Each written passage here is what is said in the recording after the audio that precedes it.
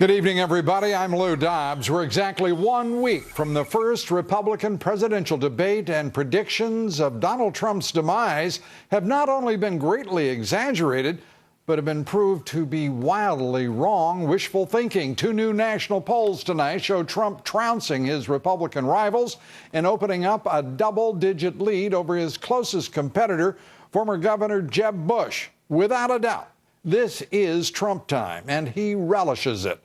The Republican establishment, for its part, is gutsick with the daily testaments to the growing strength and appeal of the billionaire populist frontrunner.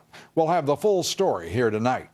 Also tonight, Hillary Clinton embroiled in another pay-to-play scandal. That's right, another day, another Clinton scandal. This time, the former Secretary of State is accused of working out a favorable IRS settlement for a Swiss bank that rewarded Clinton by pumping millions of dollars into her family's foundation. We take up the strength of the Clinton candidacy here tonight with leading conservative and Citizens United President David Bossie.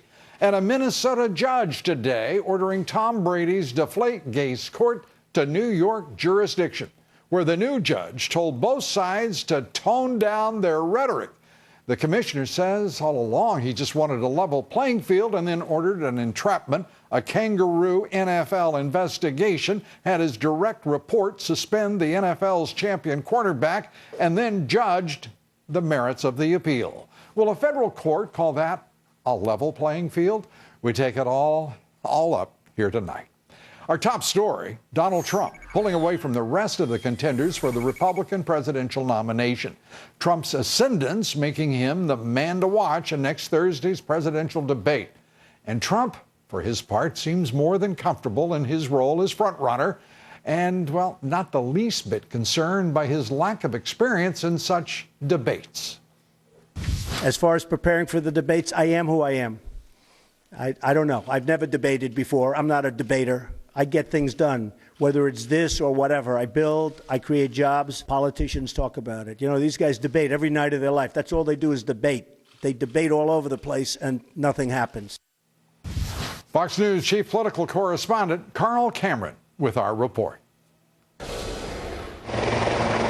Claiming the world asked him to be there despite his controversial remarks about illegal immigrants, Donald Trump arrived at his Turnberry Resort near Glasgow, Scotland, to host the British Women's Open, and told reporters from around the world that he expects to be president of the United States. Illegal immigration in the United States is a huge subject, and I brought it to the fore, and everybody's thanking me for it. And I think that's one of the reasons.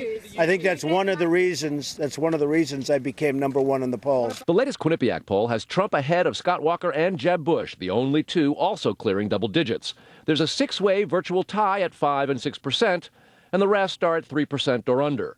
Aides say Trump's not prepping for the debate next week, but knows in addition to illegal immigration rhetoric, he'll need to address his past support for Democrats, universal health care, abortion, and his attacks on John McCain and most of the GOP field. When anybody, I don't care who it is, takes a shot at the veterans of this country, that makes statements like Donald Trump made about our POWs, I'm not going to be quiet. The other day when he went after me specifically, I just said, hey, he can speak for himself, but he's using the talking points of the Democrats. Walker's broken away from the middle of the pack and become a fixture of the top tier.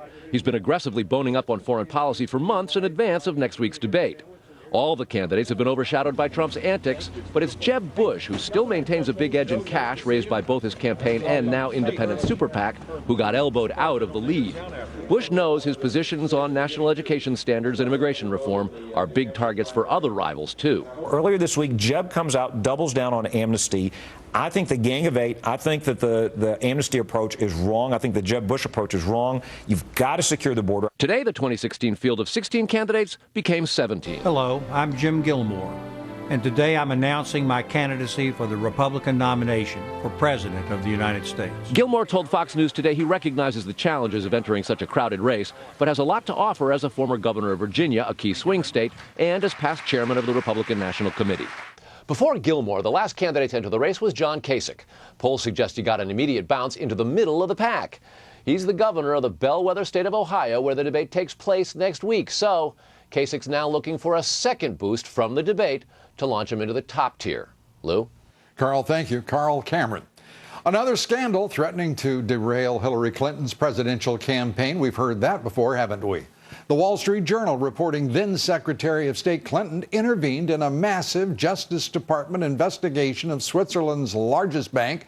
Clinton reportedly helped UBS obtain a sweetheart deal in which they had to turn over nearly 4,500 names of American account holders, roughly 8.5% of what the government had originally looked for. Once the case was settled, the bank's donations to the Clinton Foundation rose a mere tenfold, and they paid former President Bill Clinton $1.5 million in speaking fees. Hillary Clinton today denied there was any conflict of interest. This is just the kind of unfortunate claim or charge that you see in campaigns, and all I can do is tell you there's no basis to it. I am proud of the work I did as Secretary of State.